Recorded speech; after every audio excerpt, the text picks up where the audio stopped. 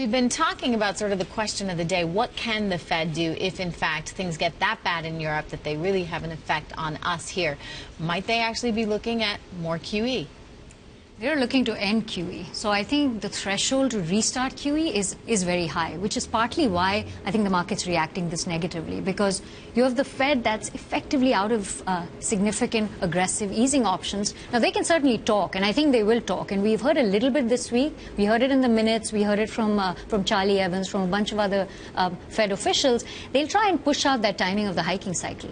But how effective is that to get inflation expectations higher? I'm not so sure. I think that we need aggressive steps, and I don't think it's... Well, you know, Mike McKee's got an interesting chart that might suggest otherwise. I mean, what you've looked at is that every time inflation expectations get this low, the Fed, since 2008, has come back with more stimulus. With additional QE. And now, coincidental that some of these things have happened, but right now you can see where we are. Inflation expectations have just fallen off a cliff in the last 2-3 weeks. We're down to 2.12%, which is just barely over their 2% target, and that is 5 years out. So at this point, they really have a problem with their inflation fighting credibility, and you can see what's happened in the past. Now, do they do it again? I don't think they really want to do that. They can, if we don't see continued disinflation, they can just wait, and if inflation ticks up a tenth or two, real rates go down, so they get the same effect. So they may not have to this time because the economy is in a bit different place, but it is interesting. Maybe the real problem is that people know that there's nothing the Fed can really do. Well, I think there are two things. One, the Fed wants to get out of the way of the political battle, right? We're coming up into a presidential electoral cycle. Income inequality is going to be a big factor. The Fed could be painted as an agent of that, and they want to get out of the way of that issue. I think that's really important. And I think the second issue is the one we're talking about. The market has been worried all year about higher rates, right? The fear of higher rates is the big fear for both bonds and stocks. Now I think the market's trying to figure out, well, maybe we shouldn't worry so much about that. Maybe we should worry about a flatlining global economy with central banks out of bullets, as you pointed out, and also with politicians gridlocked because we're in an electoral cycle here in the United States, and we have other issues around the world, whether you look at the European Union or the emerging markets. So I think there's a lot to be uncertain about, and I do think that we have to worry, and we're starting to price that in, the fear of a flatlining global economy. Yeah, what do we do? But I think, look, I mean, this is really just, I think this is just an episode, actually, of stocks behaving badly. We've had an extraordinarily good run of equity market prices with an extraordinarily big tailwind now we're basically on the Dow right back to where we started. But look, GDP numbers are still growing at 2.2%. Maybe you had a shift of...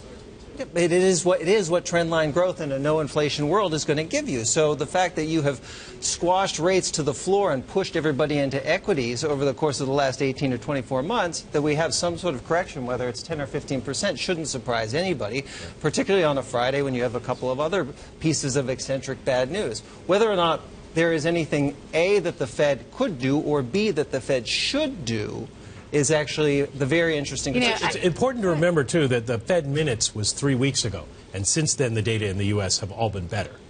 Yeah.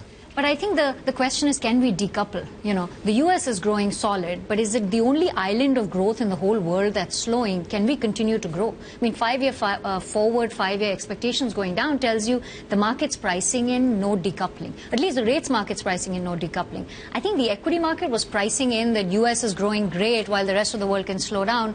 Maybe it's reassessing that view. Well, it certainly bodes into Jay's larger thesis of this tripolar world, where you do have three different kinds of speeds, three different kinds of global growth scenarios.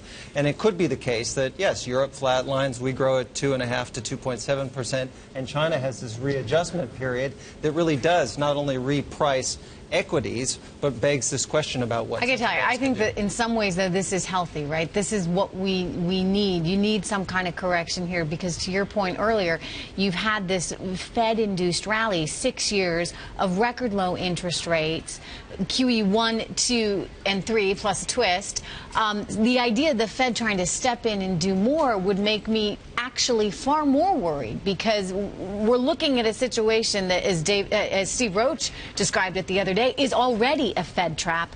Are you going to just sink us that much further into this trap by putting more QE into the system. And I think to the point about decoupling is that the Fed made a really important statement this week, or in the minutes 3 weeks ago that we found out about this week, which is that we're not willing to carry the rest of the world, right? The Fed saying we're maybe worried about a stronger dollar is telling the rest of the world they cannot freeload on our consumption demand, and it's really every country on its own. And there, I think you get back to, from an investment perspective, you think about, okay, who has the policy mix that is most suitable for growth or or inflation, depending on whether you're looking at stocks or bonds. And that's why I think, again, you can go back to Japan. Japan is going to do more. You can go to Europe because Europe has not yet done QE. I think here in the United States, we have been the leader off the lows of the 2009 period, and I think we're getting ready to hand off the baton, at least in terms of equity leadership, to the other non-U.S. Okay, you say markets, that. I want to buy the dollar. I want to buy the dollar. If I'm looking around the world and I know that's why you hedge. That's why you hedge. That's why we talked about the hedge. And then buy Japan. I mean, Kuroda on Wednesday night in his comments to the Economic Club in New York was very, very, very clear. They're going to continue to be aggressive, and they're going to continue to try and knock the currency down. And that is very bullish for Japanese equities. But they need to be ahead of the curve. I think with the ECB and the BOJ, they so far have not been. Yep. I think we need them to be preemptive, Fed-like, to actually get those inflation expectations higher. Then that allows the Fed to say, let me focus on just the U.S. and we can afford to take our step off. This is the problem with the ECB, right? And that's why you got to fear the flat line, because the politicians are gridlocked and the monetary policy authorities are limited because they've already done everything in the U.S. or B, can't do it in Europe without the political okay. And that's why I like Japan, because Japan has already done that. All segments of Japanese society are in favor of ending deflation. Well, let me throw out a question we talked about briefly in the last hour. Are we making too much of what's going on in U.S. markets now because we have a vacuum of news? The only thing we traded on this week was 3-week-old minutes. And next week we start to get more economic data. We start to get earnings. The data have been better up to this point. If they continue to be good, if earnings come in good, then does the sentiment turn around and people start talking about, well, maybe the Fed does raise rates on schedule? Well, certainly in terms of timing, you're in that period of the market cycle that Jay talked about. You have the September pullback, and people are looking at 10-15% pullback, buying equities to go into the end of the year. There is this noise, however, in the system in the United States called the midterm elections that could put a bit of a wrinkle into that issue. But certainly it's helpful to have a little bit more data, more recent data, certainly, around the U.S., but also on a global basis. I go back to what I said earlier. I think the markets are pricing in a low-growth world, but they're not certain how to invest in it. And that's what's changed. I think we went from worrying about higher rates to now worrying about weak economy, and we knew how to play the higher rate game, what we wanted to do, right? But now, if we have to worry about a low-growth world, I think people are very confused. Yeah, they're not certain about how to invest in that. Tech took it on the chin, as we were saying earlier today. Biggest loser here, the whole tech sector, specifically the NASDAQ, off nearly 100 points, hitting its lowest level, guys, in 4 months. Looking at a sharp decline in obviously Micron, because the news out of Micron with the chip maker cutting its sales outlook. But, you know, again, I get back to whether or not this is in fact healthy, because I look at Silicon Valley right now and you think of all these incredible valuations, not just in terms of PEs that we've seen on the market, but the private market. I mean, Uber. $17 billion for Uber. WhatsApp getting purchased for $19 billion by Facebook. Oculus, the price tag on a company that was not only pre-revenue but pre-product. I mean, people are chasing ideas, and there seems to be no discipline involved because money's cheap.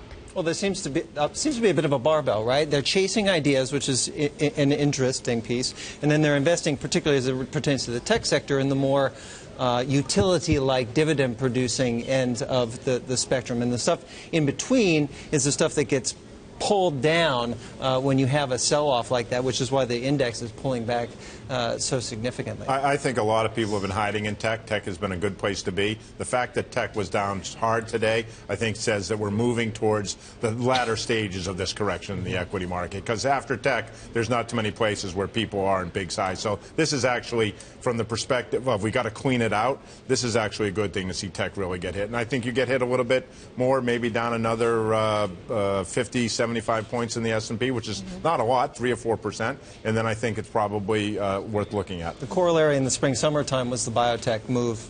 That washed itself out, then we had another move higher across the balance of the equity markets. What's the reality in terms of what we're probably going to wind up seeing this year for GDP growth for you?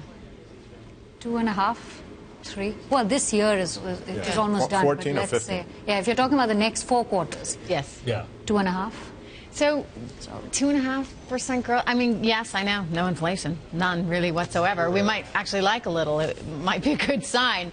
How can you justify these levels, like 17,000 or 2,000 on the S&P? Well, our old friend Byron Wien at Morgan Stanley would tell you that the dividend discount model suggests to you that even at these levels, equities are still relatively cheap. And so if that's the case, that's probably the better place to allocate capital. I mean, there are other places to go, right? You had some private equity folks on earlier. There are capital vacuums that have been created by Dodd-Frank and things of that nature. But for those who are limited to liquid public market equities, that's the relative value trade that you're consistently having to do. Because you certainly don't want to be in bonds or European bonds. I was gonna maybe say that I think spread product here is getting kind of interesting. You've washed spread product out, high yield, mortgage REITs, emerging market dollar-denominated debt. I think there are a bunch of places now where you can pick up some pretty decent yield. You're priced for a world of 2.5% growth, where the Fed is pushing out its first rate hike until I think that's key as well, right? Yeah, I think the Fed's actually pushing it out. Is priced for 2.5 growth. It's probably even lower, but I think for the 10-year, there's a lot more that's going on. There's flight to quality from Europe as well. But if you look at the very front end, we are pricing the Fed to start hiking, middle of next year. If the Fed starts pushing it out, I actually think spread product outperforms, and I think the front end's actually a buy, right? Because the Fed is data dependent, they keep telling us, but we were stuck with the first hike in the middle of next year. But real quick, before we go, where am I going to get yield right now, Jay? Well, I mean, in a 2.5% world, high yield, which really typically worries about two things. One, defaults. There are no defaults in that kind of a growth world. Two, refinancing bubble windows. We've refinanced because of this environment. There's no pressure on high yield refinancing for another couple of years. You can get 6 to 7%. You can get 12 to 14% in mortgage REITs here in the United States, and you can get 6 to 8% in dollar-denominated emerging market debt. I think those three things are all interesting. REITs. Well, they can move around, but I think they've just been hit. They're down 5% over the last month. It's not a bad time, if you believe in the scenario which we've laid out here, to take a look.